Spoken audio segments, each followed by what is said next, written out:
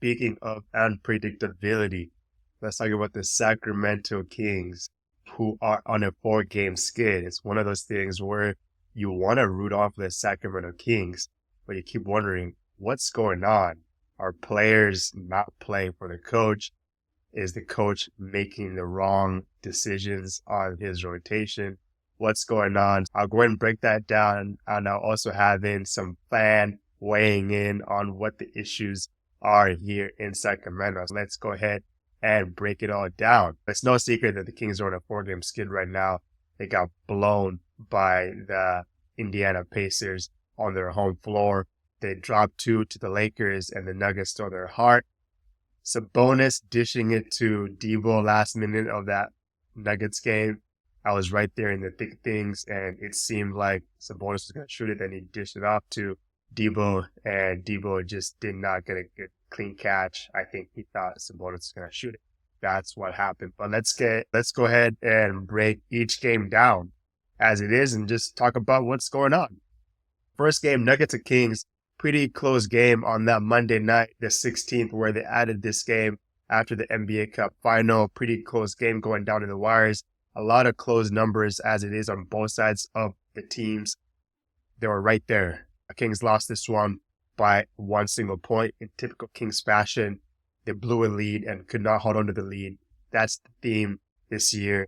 It's like more than 5 games where they've lost by 5 points. Some of these games are right there and they just don't have that mental capacity to just close out games. I said it on the last pod, if they play how they played against the Rockets, finish teams off like that, they would be in a better spot than they are right now. They've dropped 11 at home. That is unacceptable. They're 6-11 on their home floor. You got to take care of business at home. The Kings had their best scoring night in the paint with 58, but guess what? They allowed 76 paint points against the Denver Nuggets. Early on in the game, Aaron Gordon, MPJ, Jokic having clear runway to the basket and just flushing it. Easy buckets like that. That is not going to do you service at all in the association. The bright spots for the Kings, in what I want to say, is 95% from the line. 19 for 20. Nobody cares about that. They worry about that L on the record. It's one of those games the Kings should have won. Next, another game I went to, Lakers versus the Kings, night 1 on a Thursday. After the Lakers got swept last season, they wanted revenge this year. They wanted revenge. The Kings played very good against the Lakers last year. They wanted that smoke when they came into town, and they wanted to win both games, and they did that during their short visit here in Sac. Doesn't happen very often. The Lakers are very good in defense. After that NBA Cup time, they needed some time to gel, get their schemes on defense all tuned up, and it seemed like it worked because they were playing a lot more defense, connected on the defensive end, talking a lot more, getting in those passing lanes. They only allowed the Kings to 100 points, which in this day and age is pretty good. They capitalized on the Kings turnovers to 22 points. Another big thing that happened was the Lakers' second chance points. 14 offensive rebounds to the Kings 4. The Lakers have talked about crashing the glass after shots. That's one of JJ's theme, is they want to have corner crashers give them second chance points, and they did that on this first night, Kings versus Lakers. The bright spot for the Kings in this game is all of their starting 5 were in double figures. The Kings have emphasized rebounding a lot this season. Mike Brown has been talking about the corner crashing like the Lakers have.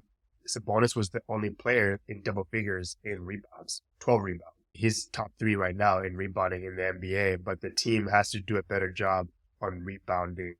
The guy needs fucking help. Night number 2, wasn't in town. Headed up to Vallejo to say what's up to my homie Solo and celebrate his birthday. I watched a little bit of the game, but didn't sit there and watch the whole entire game. But Mike Brown keeps on challenging Fox to take it up a notch. But man, listen, there's only so much that you can do as a player. He had 31 points on 70% shooting during this game. Mike keeps talking about Fox needs to get better and better and better for this team to get to where they want to go, and really talking up his big star. I can only imagine what De'Aaron is thinking in his mind. There's only so much that you can do, especially when your bench doesn't contribute. How would you feel if when you're going to the bench, not much really gets done, or the lead doesn't get extended, or if they're not doing good, if that lead doesn't get to where he wants it to? He must be like, I'm doing everything I can. Get me some help. Front office, gotta get in the luxury tax. You gotta pay the money now. We talked about on the last pod that Vivek was willing to spend money as long as these guys had a good homestand. But these guys are on a 4-game skid. Of course, got the Mavericks still coming into town. They have the Pistons tomorrow, day after Christmas. I haven't heard what's been said behind closed doors. I'll talk to my next guest. Maybe he has some intel for us in what's going on inside the locker room as my next guest gets to ask questions and be surrounded by the team. You might have something for us, guys. Let's stay tuned to see what happens with that. Another cornerstone of the Kings franchise right now is a bonus during that second game against the Lakers. He had a 19-19 effort, which is pretty damn good. Your franchise players, when I look at this on the stat sheet, your two biggest players came out to play, and 20 points off the bench. Kevin leading the bench with 9 points, but guess what? 1 out of 7 from 3, dreadful behind the arc. Yikes, not good.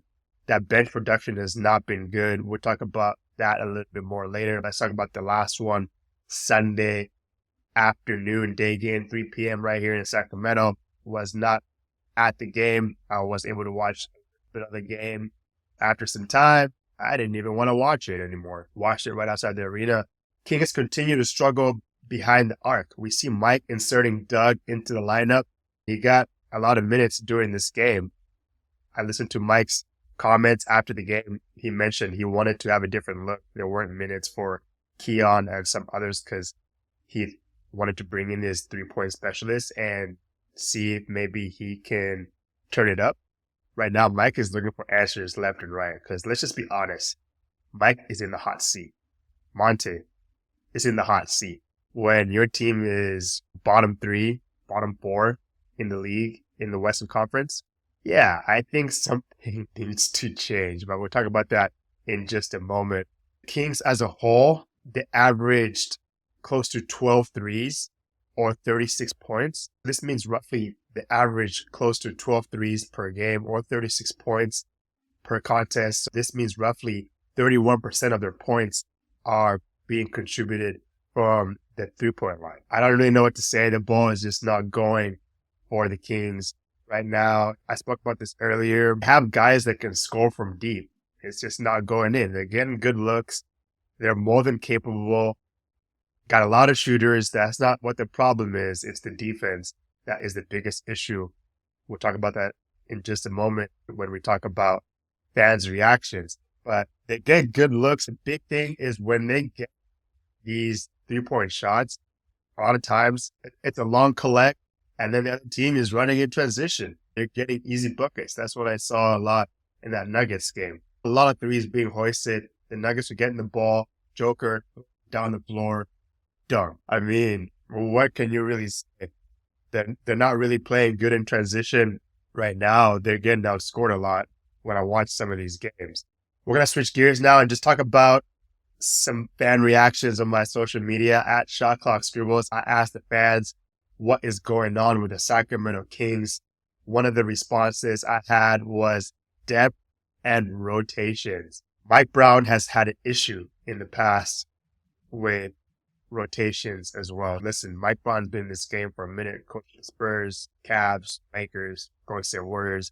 He's been in this game for quite a minute. I did look up some of the reaction from teams he's coached in the past. This has been a theme before he got ousted in previous teams. Right now, the Kings didn't really have their bench to begin camp. Mike didn't really know which guys are going to get how many minutes per game. They just got Doug McDermott a couple weeks ago. He's getting more minutes than Keon Ellis. A lot of fans here in Sacramento love Keon, and I love Keon too. Definitely deserves more minutes on the floor. 3-and-D guy definitely deserves more minutes on the floor. Another response, we had Vivek. Another response from Mitchell Adams at Pass the Damn Ball podcast said, Quote, Vivek is a big portion of the problem. Emotional owner, one playoff appearance in 11 years. Closed. Well, Randy Vivek is going to have to go over the luxury tax if he has any chance of this team getting to where it wants to go. You move Fox sooner than later and start building at your next piece. You have some draft picks in your assets. You have a star player that at the end of the day might request a trade out of Sacramento. I think it's the best interest for the Kings to move Foxy before things turn bad. Another response from a fan, Ryan here, he has to say, open quote, they peaked already and folks won't be real. Their add-ons haven't enhanced the team since. Closed. Whoa. Ryan's saying the additions that the Kings made during the offseason have not made the team better. Look at where they are right now in the standings. They're not in play in contention right now. DeMar DeRozan, some fans are going at his neck a little bit, saying he's not making the team better. He struggled the last couple of games. DeMar has more than 25,000 points. It would make any team better. But right now, the team just has not been playing as a team, as a cohesive effort right now. They didn't really address the big man issue. Teams are beefing up in the West, getting bigger, stronger, long athletic wings. The Kings didn't really do too many business during the offseason. Picked up Orlando Robinson, signed Debo. That was the biggest Kings signing in a while. Apart from Malik Monk, of course, who re-signed with the Kings. They're going to have to do something in this offseason. They're going to have to do something before the trade deadline on the 6th. That's what I have to say about it. Moving on to another fan, Delusional on Instagram says, quote, lack of plays being drawn up, too much ball dominance, not having the right discipline, etc. Closed quote. Lack of plays being drawn up. Sometimes a lot of the players, when I watch the games, they just defer a lot. They don't know what to do. They're looking for somebody else to make a play. Foxy, Domas, Monk, those are your three playmakers right there. When those guys are not being aggressive, nobody else really will. This is where we're at with this team. Too much ball dominance. This is pretty standard in the NBA. Your star players have the ball, dominate the ball a lot. Not having the right discipline. The Kings have agreement where they got to sign of all the things that they'll do for the team. They signed off on it, and it's not playing dividend this season at all. Moving on, my guy Scotty mentions, I hope he doesn't. All right, moving on. My guy Scotty going back and forth on Instagram on De'Aaron Fox, and a few fans had a couple of things to say. Scotty had something to say. He said, I hope he doesn't leave. Kings will go back to another 10 years of irrelevance. Close quote. Star players are hard to come by in markets that are not very attractive. I feel like the Kings are in an upwards trajectory in landing agents. That Debo signing was for the city. Everybody was happy. Hell, I'm still happy. I'll be honest, when the Kings were looking for certain players, Debo was not high on the list, but I know what Debo is capable of, and I thought he would be just fine right here in Sacramento. Obviously struggling the last couple of games, but I'll stick by Debo. The way that the Kings want to play, how Debo plays, it is different. Debo prefers a slower pace. They've wanted to be a high offense team. Maybe that's clashing a little bit with how Debo likes to play. Another interaction in the D-Fox conversation, I was going back and forth with my homie Anthony, asked if I think Foxy will stay. And here's my stance. I know there's a lot of teams interested in Foxy right now, the Spurs being one of them. He was born in Louisiana. He's from Houston, so that would be closer to home. Foxy wants to win right now, and right now, he's not winning in Sacramento. They made the playoffs the other season ago. Got bounced out by New Orleans last year. He wants to win right now. It was just his birthday a couple of days ago. I think he just turned, 27? He's in his prime right now. And it's not looking like he wants to stay in Sacramento. Of course, he wants to get that All-NBA and get that All-Max deal. So he's mentioned in the past that money is not an issue. The money will come. He wants to win. And I don't blame him. I think right now it would be the best interest for the Sacramento Kings to try to find a suitor for him. Hopefully conversations have been had about his preferred landing spots. A lot of teams would really love to have De'Aaron Fox on their team. He's an all-star caliber player, and what you can hope for is getting some good assets in return, whether that's players and picks.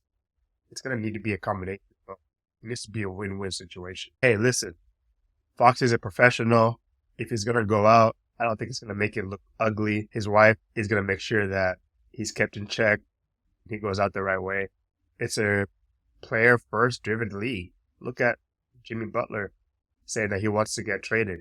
Players demand trades almost every year. If they want out, they'll do everything in their power to make that happen. Teams are not as powerful as they used to be. Players are more in charge these days. Switching to other content for the Kings, I asked some folks on Instagram what questions that they have for me. One question that I had was from Santa. Santa says, quote, "What grade would you give Monte McNair for his time with the Kings so far?" Close quote. I said that I would give him a C. I think Monte has done a pretty good job so far. This offseason, past offseason, made some good moves, but did not address the issues that you have problems with. And right now, fans are frustrated, and rightfully so. You deserve a better product in what's out on the floor right now. And I had a lot of criticism for the Kings not doing enough business. Big man issue when Sabonis goes out is a big issue. The rebounding is a clear-cut indication on the big problems with the Kings. When you see the stat sheet and you see how many rebounds the other team has and how many the Kings have, they're asking Kikenberry to rebound the ball a lot more. They're asking him to guard the other team's best player. They're asking him to score the rock at least 20, 25 points a game. That was one thing that I was questioning with that Debo move, is this make Keegan not as effective as he was before. Maybe in hindsight, you don't get DeMar DeRozan. It is what it is. Other teams got better. Long athletic wings, addressing the big man issue, signing defensive specialists. You got to level up with these teams. If the teams keep going high and high, keep going low and low, there's a gap, and that's a big issue. Our guy, Sam Amick from The Athletic, was recently saying that Vivek is willing to shut out the money and go over the luxury tax if the Kings have a good homestand. And we still got the Pistons and the Mavs to close out the year, and then they go out to LA as well. It's not looking like that will actually happen after all. The other question I had was how much of an impact Jay Crowder is making on the defensive end. Quickly debunked it and just said, Jay is not really getting on the floor at all. That's really non-existent. And that's that. Conclusion, I just think the players aren't playing for the coach. Mike Brown switches out his players and rotations all the time. Players never know when they're going to actually play. It was troubling to begin with at the start of training camp, not really knowing your role players, your bench. He's going to find a solution. You can make a good game out of a guy. He might get a DMP next game. It's just nature of the reality. Could be a DMP 2-3 games in a row. I understand that you need to be ready at all times. The association, I would feel pretty demoralized if that would happen time and time. At this point, you can only wish that the team would make more threes, have a more predictable bench, play harder on defense. They're lazy at times, absolutely lazy. Watching players get blown by them, not meeting them at the rim, getting backdoor cuts time and time again. Mike was talking about that in that Denver game. You got to take more pride on the defensive end. Give 120% on defense. You're fine on offense. You have players that are capable of putting the ball inside the hoop. Roll your sleeves up on defense. Give more of an effort. That's all the fans are asking for, guys, is just give a shit on the defensive end. Take more pride every single game. Tough schedule. Heat, Celtics, Bulls on the road here. Don't sleep on the Bulls, too, because they just beat the Celtics the other day. Then the Bucks as well on that road trip. We'll see how they do.